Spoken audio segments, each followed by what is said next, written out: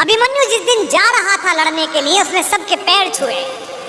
युधिष्ठिर ने कहा, जीते रहो मेरे लाल। धृष्टद्युम्न ने कहा, जीते रहो मेरे बेटे। चाचाओं ने, नकुल ने, सहदेव ने गले लगा लिया अपने भतीजे को और कहा, जीते रहो।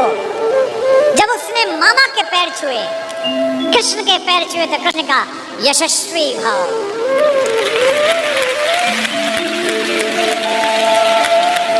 जब अभिमन्यु शिविर से बाहर निकला और कृष्ण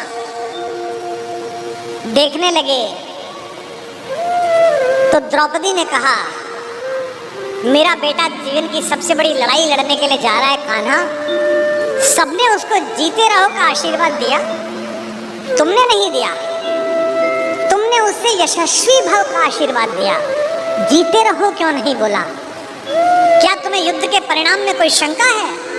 तो कृष्ण ने जो बात कही वही जीवन के युद्ध में भरत वाक्य बनाना। माधव ने कहा कि कृष्णा मैं नहीं जानता कि आज के युद्ध का परिणाम क्या होगा, पर मैंने जो शिक्षा अपने भांजे को दी है, मैं ये दावे के साथ कह सकता हूँ कि महाभारत के रण में जीते या हारे कोई भी, लेकिन सबसे बड़े और उज्जवल योद्धा के रूप में मेरे भांजे का नाम लिखा जाएगा, अभिमन्यु का नाम। महाभारत में जब जब पढ़ता हूँ, युद्ध का एक एक दिन बढ़ता चला जाता है और मुझे कृष्ण के ऊपर बेचैनी प्रारंभ हो जाती है। मुझे लगता है अब तो कूदो, अब तो करो, अब तो कुछ करो। वो कुछ भी हो जाने देते हैं। जब नारायण श्रीहरि ऊपर से नीचे चले, राम के अवतार के बाद मर्यादा पुरुषोत्तम बड़े ठाकुर के अयोध्या से विदा होकर साकेत पहुंचने के बाद ये योजना बनी कि अब छोटे ठाकुर को नीचे भेजा जाए, तो सारे देवी देवता, सारे नक्षत्र भी पृथ्वी पर चलने के लिए आतुर हुए। सदा ऐसा होता है। शेषनाग आ गए थे लक्ष्मण के रूप में, सब लोग नीचे आ ही जाते हैं। सूर्य भी तैयार हो गया, इंद्र भी तैयार हो गए, सबने अपने अपने अंश भेजे पृथ्वी पर। इंद्र का अंश कौन है? अर्जुन है। सूर्य का अंश कौन है? कर्ण है। एक देवता ऐसा था जिसने कहा, जी मैं तो जा नहीं रहा, तो भगवान ने कहा अपने लड़के को भेज दे। उसने कहा मेरे को तो अपने लड़के से बहुत प्यार है, मैं तो भेजूंगा नहीं, और मैं इतने दिन दूर कैसे रहूंगा, मेरा बेटा तो इतना सुंदर है। वो देवता था चंद्रमा। इस चंद्रमा को शुरू से ही शिकायत रहती है। अच्छा, भगवान का तो वंश था। भगवान ने कहा कि अजीब आदमी है तू, हमारे ही घर के लोग नहीं जाएंगे तो दुनिया क्या कहेगी?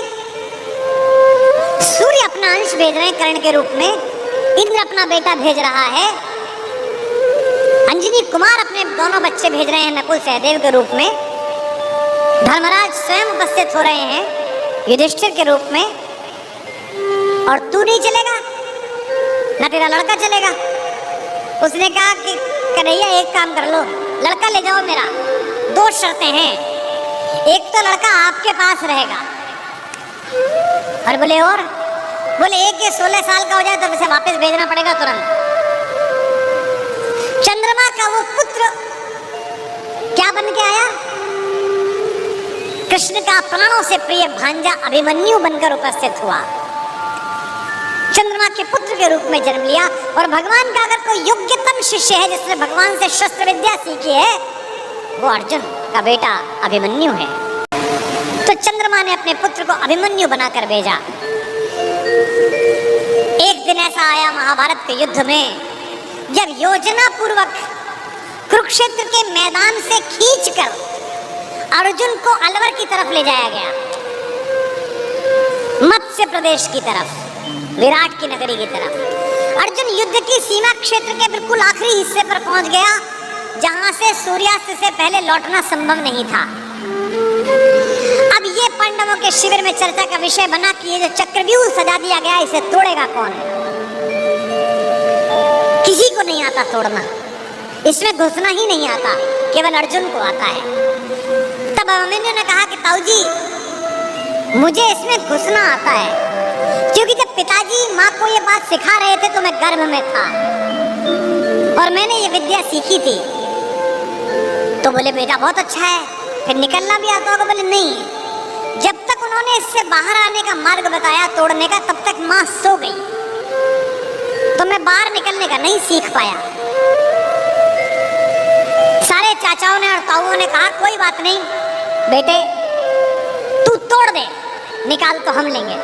सेनापति धृष्टद्युम्न थे, द्रुपद पुत्र। सेनापति ने योजना की कि कोई बात नहीं बेटा।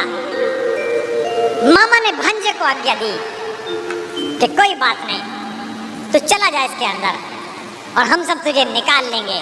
इतिहास गवाह है, तारीख गवाह है कि अभिमन्यु ने उस चक्रव्यूह को तोड़ा और चक्रव्यूह के दूसरे चक्र में ही पांडवों की सेना को बाहर कर दिया गया और चक्रव्यूह में वो अकेला रह गया।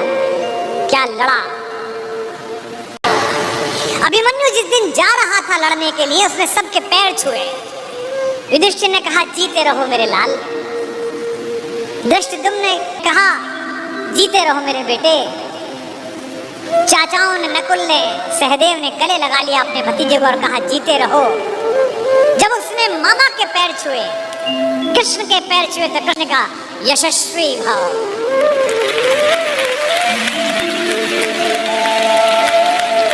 जब अभिमन्यु शिविर से बाहर निकला और कृष्ण देखने लगे, तो द्रौपदी ने कहा मेरा बेटा जीवन की सबसे बड़ी लड़ाई लड़ने के लिए जा रहा है कान्हा। सबने उसको जीते रहो का आशीर्वाद दिया, तुमने नहीं दिया। तुमने उससे यशस्वी भाव का आशीर्वाद दिया, जीते रहो क्यों नहीं बोला? क्या तुम्हें युद्ध के परिणाम में कोई शंका है? तो कृष्ण ने जो बात कही वही जीवन के युद्ध में भरत वाक्य बनाना।